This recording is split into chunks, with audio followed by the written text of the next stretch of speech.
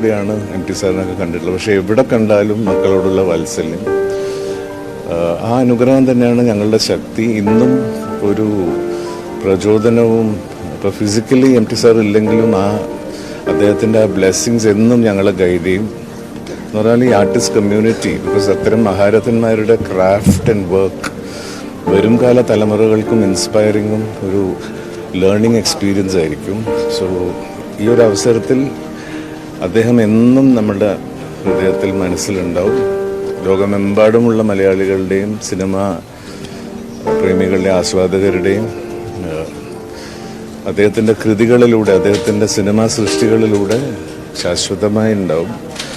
Saraswati sir, ആദരണീയ Saraswathi teacher, Aswathi, Sreekanth, Madhav, MT സാറിൻ്റെ എല്ലാ കുടുംബാംഗങ്ങൾക്കും ഹൃദയം നിറഞ്ഞ അനുശോചനം.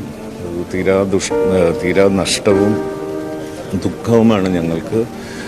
പക്ഷെ ഞാനീ പറഞ്ഞ പോലെ സാറ് സ്പിരിച്വലി ഞങ്ങളെ ഗൈഡ് ചെയ്യാനുണ്ടാവും എന്നുള്ളതാണ് ഞങ്ങളുടെ പ്രാർത്ഥന. അദ്ദേഹത്തിൻ്റെ ആത്മാവ് സദ്ഗതി അടയാൻ പ്രാർത്ഥിക്കുന്നു. നമസ്കാരം.